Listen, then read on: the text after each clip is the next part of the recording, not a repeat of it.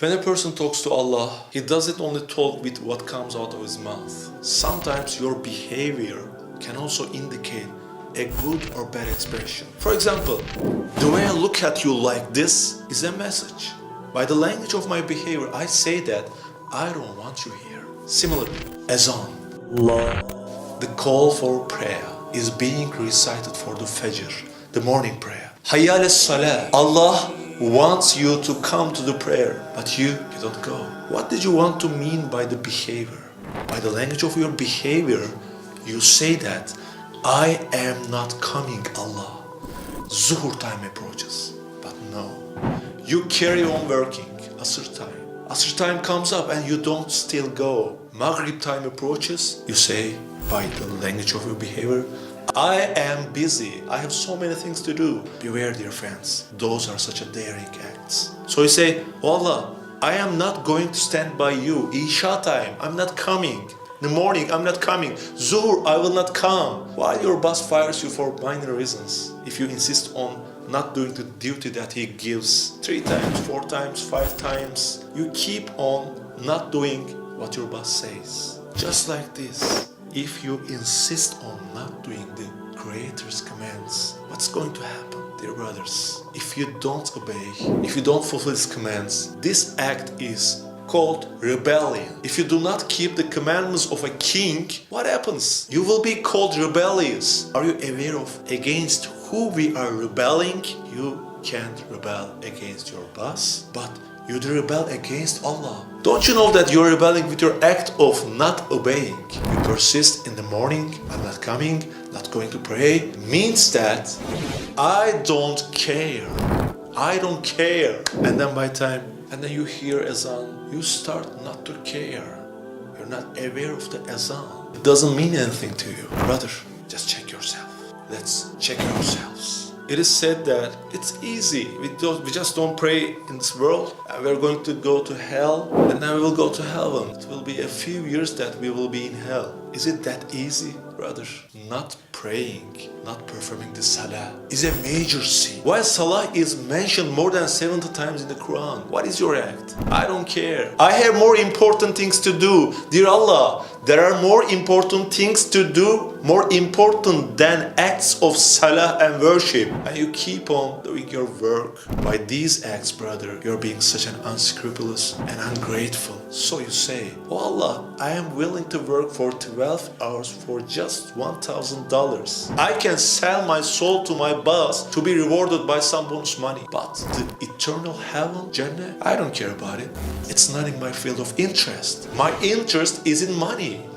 My boss gives me money, but Allah doesn't. Allah doesn't give me any money. I never received from Allah. Don't we express these by the language of our behavior? Ask it to your conscience. It's not necessary to actually say it by your mouth. You can say it by your behavior. Not going will express the same meaning with saying I am not going. So pay attention. Devil is in the detail. We have been deceived by devil. Otherwise, we all have a common sense, don't we? 12 hours for $1,000. On the other hand, 1 hour salah, an eternal heaven. Okay, yes, to 12 hours for 1,000, but sorry, I am not interested in 1 hour salah in a day and having an eternal heaven. Doesn't it sound foolish? We need to regain our consciousness. The devil has been deceiving us for a long time. It brought us to this situation. My dear brother, remember the reality of death. Death does not die. The appointed hour is unknown. It may come at any time. It may come right now.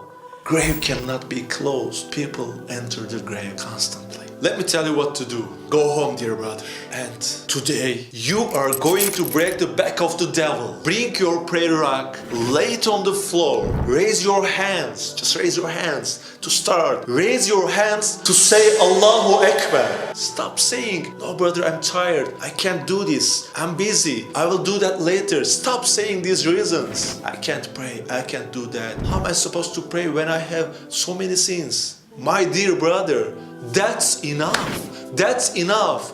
Come on. Just lay it. Lay your prayer rug. How could one be such a fool? An eternal heaven. Listen, brother. The devil has been deceiving you for years. It's not me who says it. It's in the verse of Quran, commanding prayer. I'm not commanding. For the sake of Allah, straighten yourself out. Lay your prayer rack. No matter what you are in, even if your mom and dad oppose it, even if the whole world will be against you, lay the prayer rack, raise your hands for your Creator. Wave aside the world with your hands and stay focused. Focused on Allah. Say Allahu Akbar. Allah, you are the greatest. Submit yourself to Allah. Prostrate yourself before Allah. You know, the salah is essential, the miraj for a believer. It's a conversation between Allah and you. You have an appointment with Allah and the Isha prayer. Don't you want to communicate with Him? Come on, lay the prayer rack, raise your hands, wave aside the world with your hands and fold your hands and say, my Lord, my heart is only satisfied when I remember you. Dear Allah, these worldly things do not satisfy my heart. Brother, pray to Allah. Say, dear Allah, let me maintain the action of prayer. Make me walk in the right way, straight path. Your commandments. Lay the prayer rack. Whatever happens, today is your day. Now, what is your answer to your Creator? No, I am not going to pray. Or yes, today is my day.